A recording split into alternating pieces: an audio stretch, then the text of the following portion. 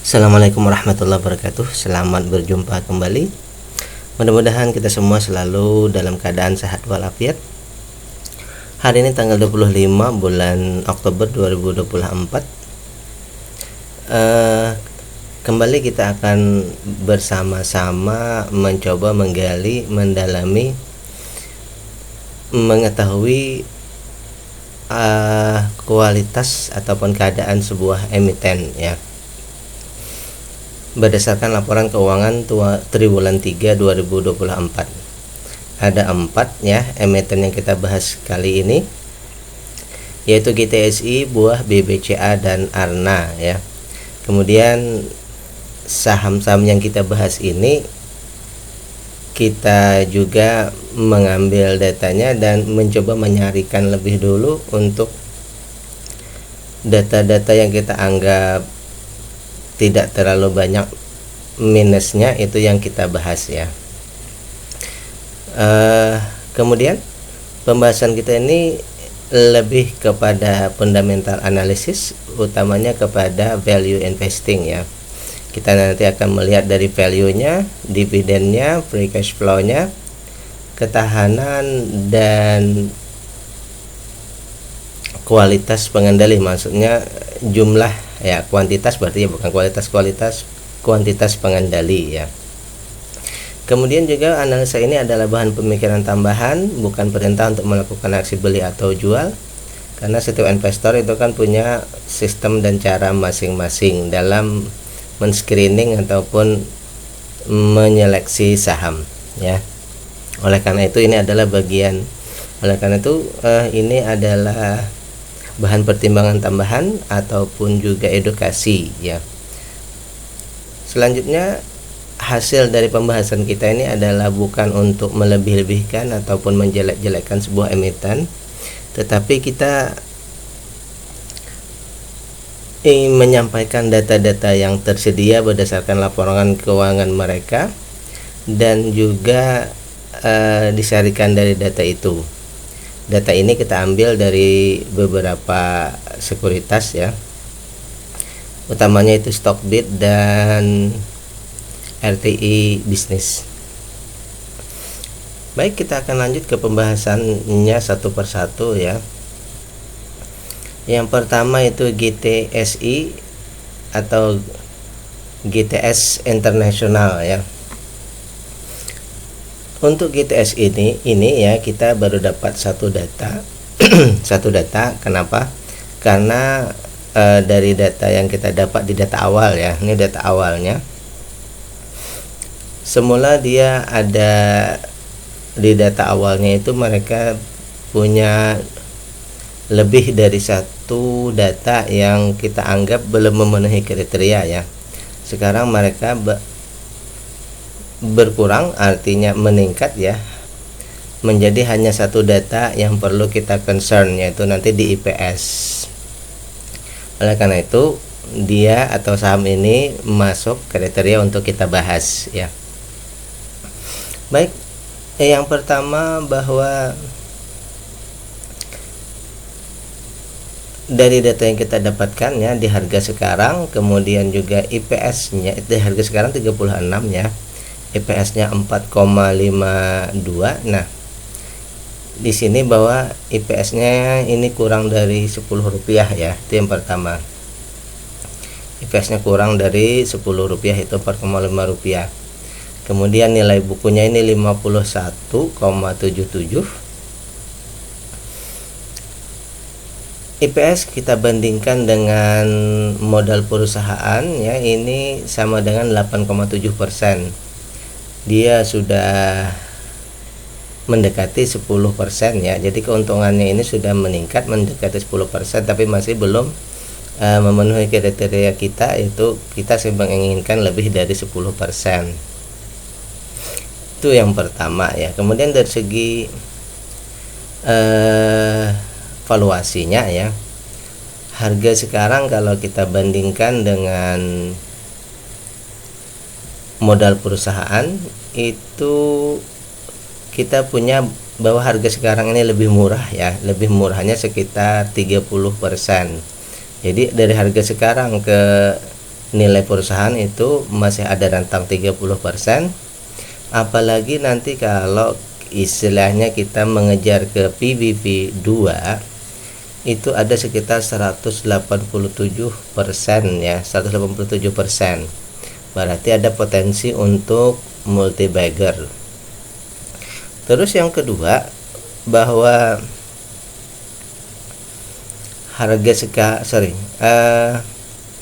maksimal beli kita di Rp45 ya.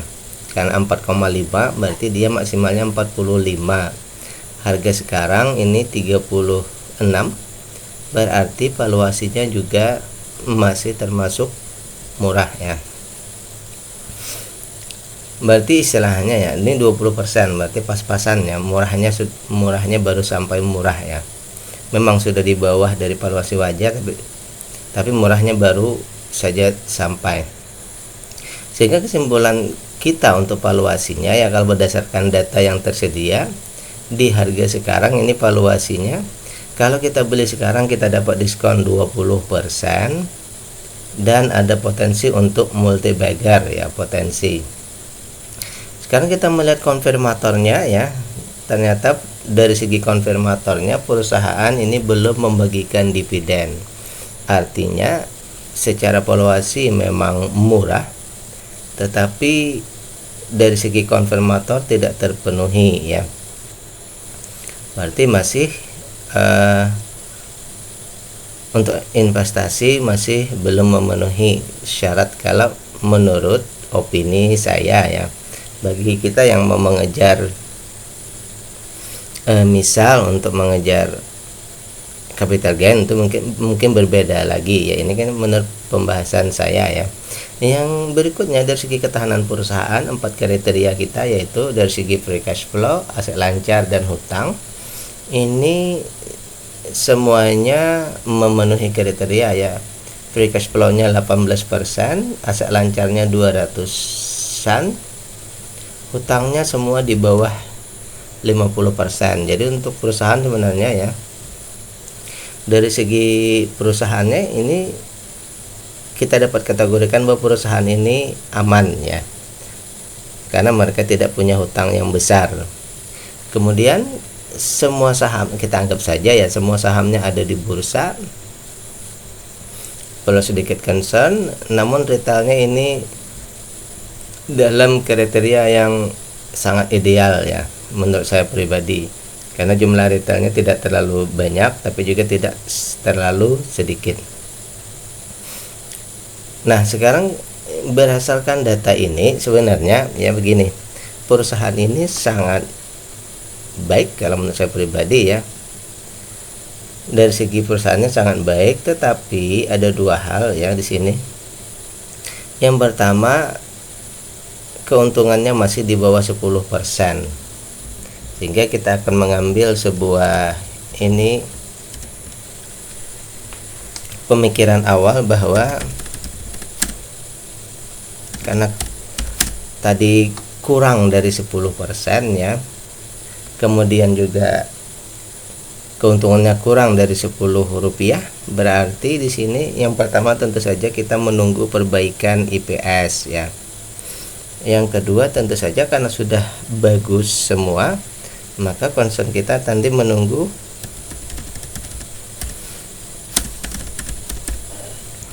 tinggal ini saja lagi ya.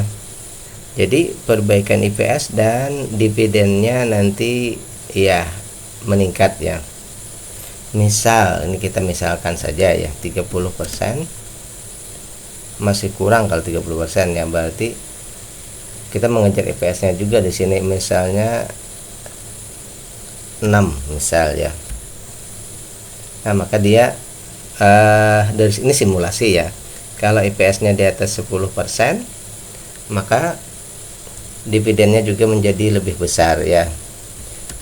Baik, jadi di sini kuncinya kalau menurut kita ya, kita menunggu di triwulan berikutnya. Salah satu kuncinya di sini bahwa IPS-nya mesti lebih meningkat ya, di atas 10%, dan plus lagi nanti mereka membagikan dividen. Oke, demikian pembahasan yang pertama untuk GTSI ya. Yang kedua, kita akan membahas buah Segar Kumala Indonesia Tbk atau kode tikernya buah ya. Untuk buah ini ya,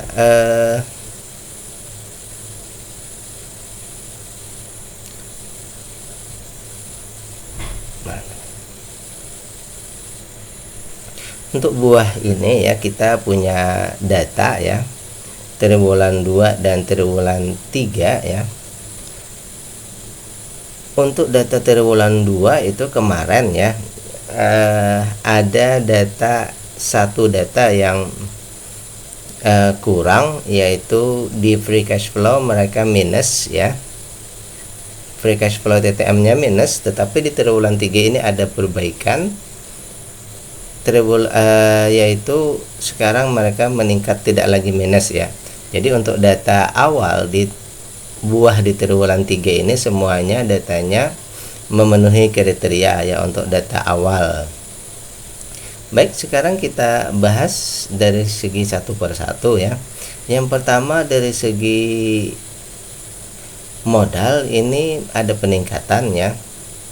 Kemudian tapi dari segi keuntungan bersih ini ada penurunan. Jadi modalnya meningkat, keuntungan bersih ada penurunan. Dari segi harga ini meningkat, aset lancarnya berkurang, dan hutang dan kepemilikan saham ini tidak berubah ya. Kemudian kita akan membahas dari segi rasio ya. Dari segi rasio. Yang pertama bahwa triwulan 2 itu keuntungannya ya, keuntungan bersihnya 24%. Triwulan 3 ini 20%. Berarti keuntungan bersihnya memang ada menurun, tetapi tetap dia sebenarnya keuntungannya besar ya, karena di atas 20%, itu sudah sangat luar biasa. Ada penurunan keuntungan, tetapi keuntungannya masih dalam kategori besar ya. Terus yang berikutnya dari segi valuasi, harga sekarang 1.500 ya. Kalau kita bandingkan dengan nilai bukunya 179, harga sekarang ini ya sudah 7 kali lipat di atas daripada nilai perusahaannya ya. Harga sekarang ini 7 kali lipat di atas nilai perusahaannya. Itu yang pertama. Yang kalau begitu kalau kita ini kan 7 kali lipat, berarti dia 8, PBB-nya 8 ya. Berarti sudah, kalau maksimal target kita di 2 PBB 2 misalnya ya, berarti dia sudah, dan sekarang PBB 8 berarti sudah ya jauh tadi, 8 kali lipat, sudah lebih mahal daripada 7 kali lipat ya, lebih mahal. Baik, itu yang pertama. Kalau dari PBB 2 berarti 6 kali lipat sudah ya, di atas dari yang ditargetkan. Berarti ini valuasinya mahal ya. Tetapi mahalnya di sini mahal dalam artian kita beranggapan bahwa karena keuntungannya besar tadi, berarti mahalnya di sini karena perusahaan untung besar. Jadi investor membelinya, berani membeli di harga yang tinggi, sehingga kita kategorikan saja perusahaan ini, kita anggap saja dia growth, perusahaannya dalam kategori growth investing ya, perusahaannya ini growth. Berikutnya kita akan melihat konfirmatornya ya. Yang berikutnya bahwa dari segi dividen, perusahaan ini membagikan dividen sudah sangat peduli dengan investor, sejumlah 58%, ini sangat luar biasa ya. Namun karena tadi harganya sudah mahal ya, harganya yang mahal, sehingga valuasinya yang mahal sehingga berpengaruh juga kepada dividen yang hanya 1,43%. Ya. Baik, selanjutnya kita akan melihat dari segi ketahanan perusahaan dulu ya. Ada 4, free cash flow, kemudian aset lancar dan hutang ya. Baik, yang pertama di sini dari segi free cash flow dulu ya. Dari segi free cash flow, bahwa semula dia minus 32, sekarang plus 3 ya. Berarti di sini ada peningkatan ya. Walaupun juga tetap hati-hati karena dia baru 1,8%. Bisa saja dia berubah nanti ya. Bisa saja balik lagi menjadi minus, tapi juga bisa juga balik lagi menjadi bertambah atau menjadi plus ya. Selanjutnya kita akan melihat dari segi kepemilikan, hanya 20% yang ada di bursa dan 12% retail ya. Ini kita anggap bagus saja ya. Baik, sekarang kita lihat dari segi keseluruhan ya. Yang pertama tadi bahwa perusahaan ini untung besar sehingga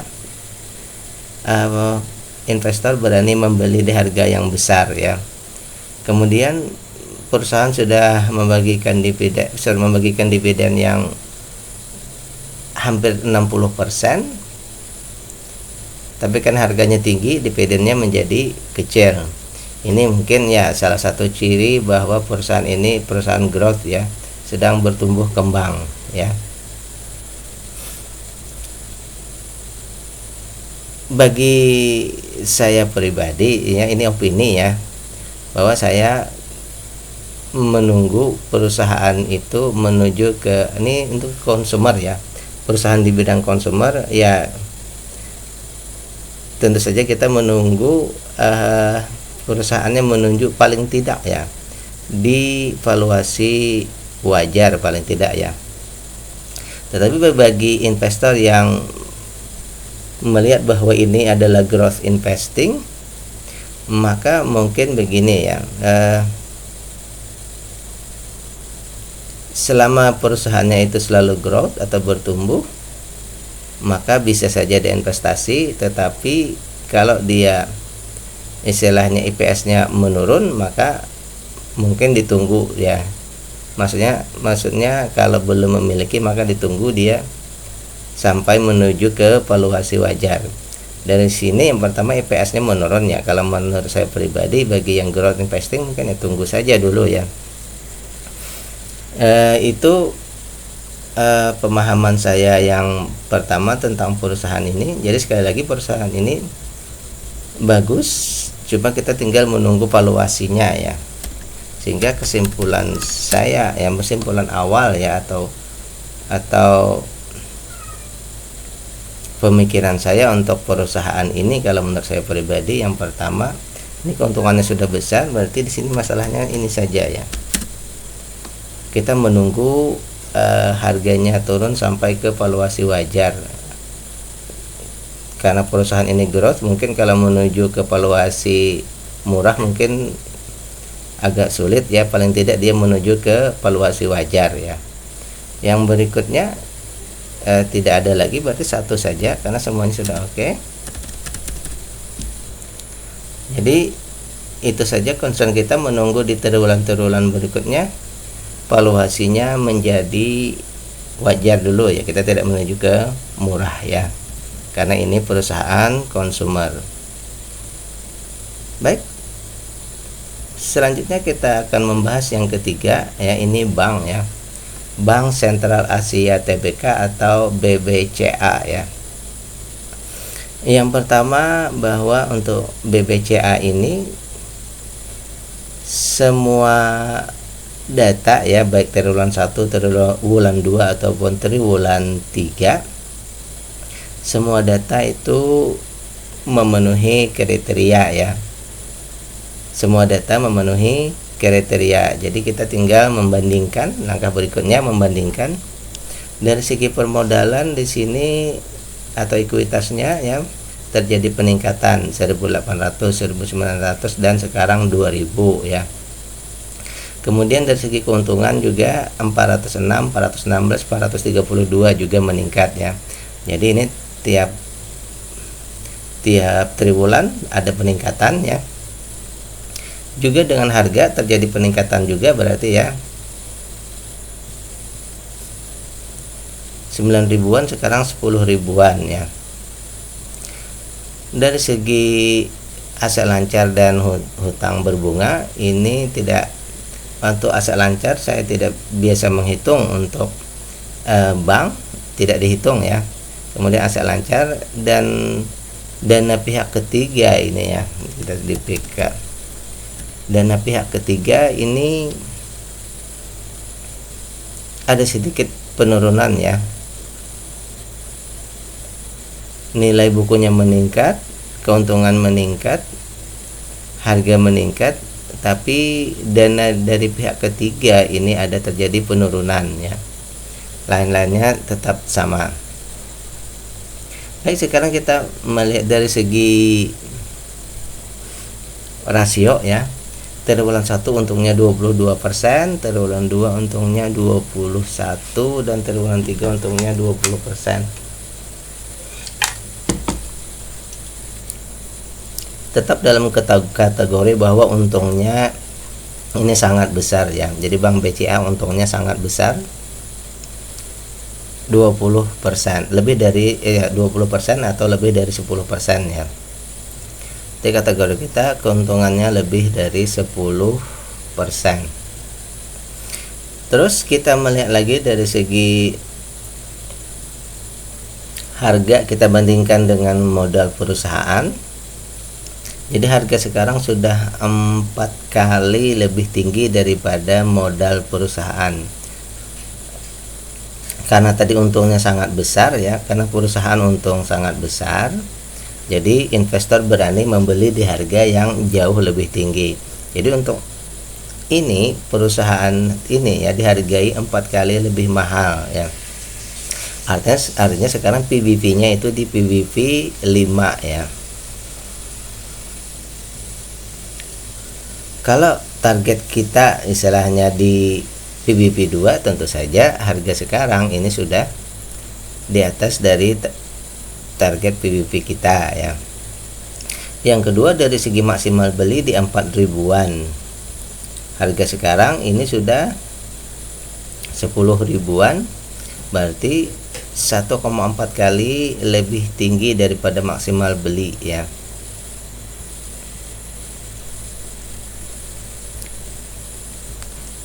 Simpulan awalnya berarti kalau kita beli saat ini kita harus menambah 1,5 kali lah, 1,5 kali lebih mahal. Ibarat harga sekarang itu 100.000, berarti kita belinya 250.000. Dan untuk target itu berarti targetnya PBV 2 sudah terlewati. Jadi untuk potensi beggar itu terlewati menurut data awal kita. Tetapi karena ini adalah perusahaan growth ya tadi, tentu nanti pandangannya akan sedikit berbeda nanti ulasannya. Selanjutnya dari segi dividen, perusahaan membagikan hampir 70%, 30% ditahan, tapi 70%-nya dibagi ke investor.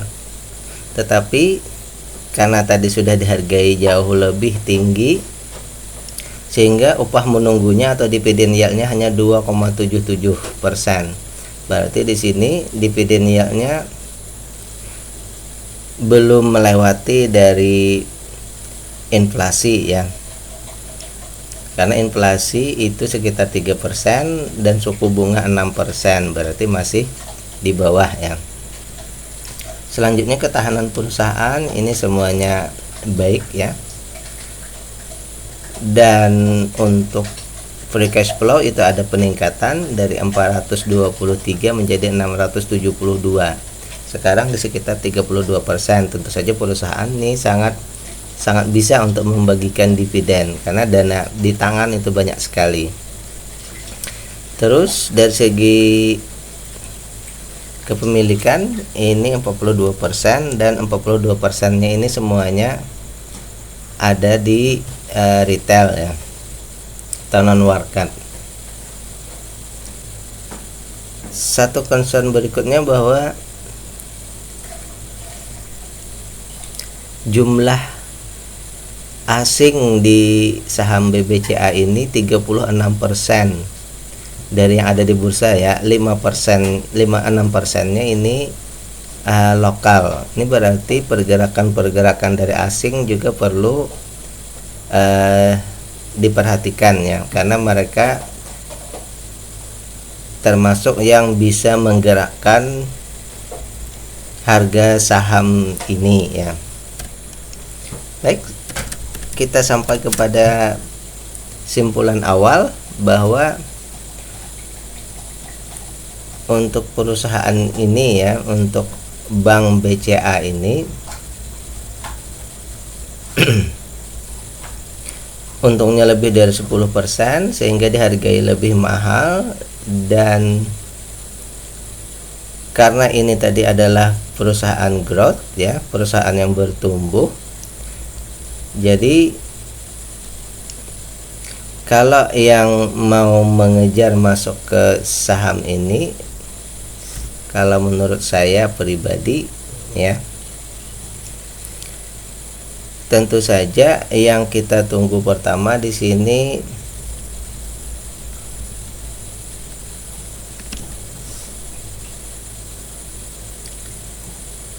EPS-nya tidak ada masalah lagi, berarti harga tadi ya, harganya sudah terlalu tinggi tadi ya. Jadi kita menunggu harganya minimal ya, minimal menuju ke valuasi wajar ya, karena agak sulit kalau menunggu ke valuasi murah. Istilahnya sampai pun krisis ya, paling tidak kalau menurut saya pribadi krisis keuangan misalnya, dia hanya sampai ke valuasi wajar. Jadi kalau dia turun sampai ke wajar itu sudah bisa ya. Kalau misalnya kita ada growth investor mengikuti sekarang, misalnya yang beli sekarang, itu bisa saja. Tetapi kalau dia terjadi turun, kan ada sedikit mengurangi nilai dari keuntungan. Jadi lebih baik ya, kalau menurut saya pribadi, karena kita agak terlambat, lebih baik menunggu di harga wajarnya. Selanjutnya kita masuk ke pembahasan yang terakhir, yaitu Arna.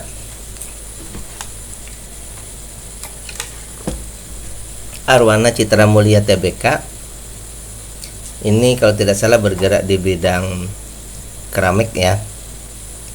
Dari semua data 3 triwulan itu ya, semula Arna ini permasalahannya ada pada jumlah retail yang banyak ya. Kalau menurut saya pribadi di atas 40% itu sudah banyak, dan sekarang mereka jumlah retailnya turun menjadi 39,9. Berarti sekarang semua data awal ini sudah memenuhi kriteria ya. Semula itu tadi satu data yang di luar atau melebihi, sekarang sudah semuanya memenuhi kriteria. Dari segi permodalan ya, kita lihat di sini bahwa Arna ini ada terjadi peningkatan ekuitas.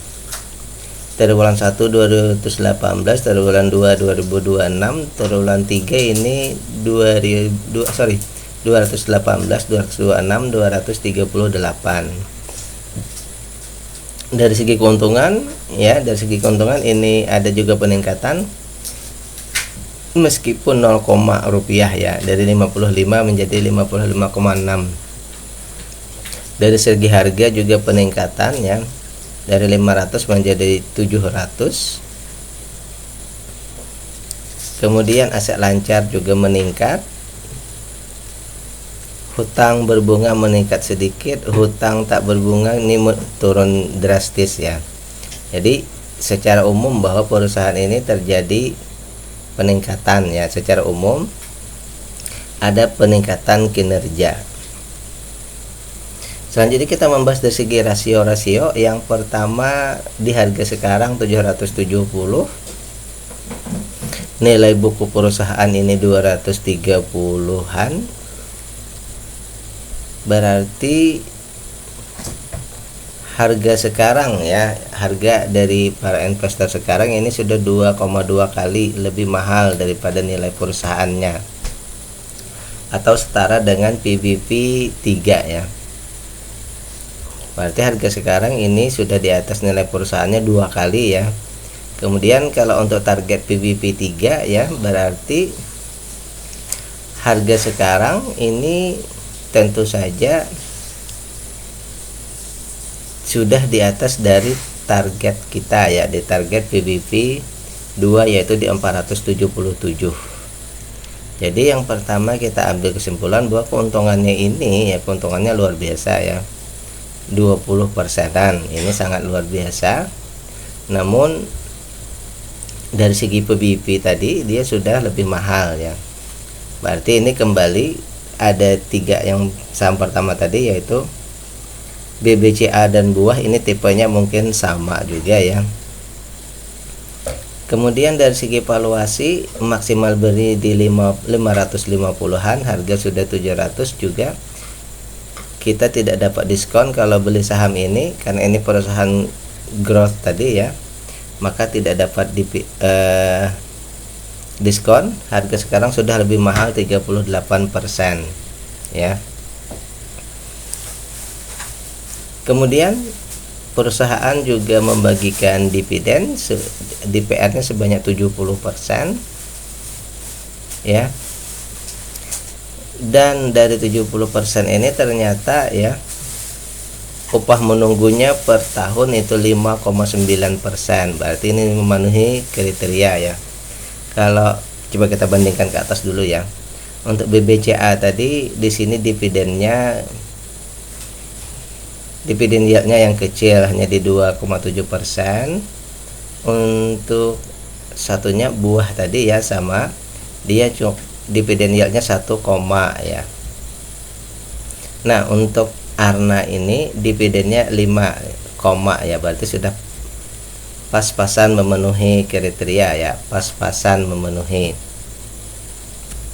Baik, selanjutnya dari segi ketahanan perusahaan ini aset lancar dan hutangnya semuanya oke, berarti tidak ada masalah. Plus tadi ya, saham yang beredar yang dimiliki oleh retail ini 39,9 ya. Walaupun pas-pasan, mudah-mudahan triwulan berikutnya non marketnya makin berkurang ya. Baik, kita sampai pada simpulan pembahasan ini ya. Berdasarkan data yang kita dapatkan untuk Arna ini, berarti untungnya 23%, valuasinya mahal, DPR-nya besar, ketahanannya oke. Jadi dapat kita ambil sementara ya, bahwa hanya tinggal satu saja ya yang perlu diperhatikan di sini. Kita menunggu saat valuasinya menjadi murah ya. Menunggu valuasinya menjadi murah berarti di sini menunggu harga saja ya. Harganya menjadi lebih murah ya, menuju, kalau ini juga consumer ya, berarti yang kita tunggu ke valuasi bukan murah tapi menuju ke valuasi wajarnya saja, karena ini perusahaan growth tadi ya, sulit untuk menuju ke valuasi murah. Kita tunggu saja di valuasinya.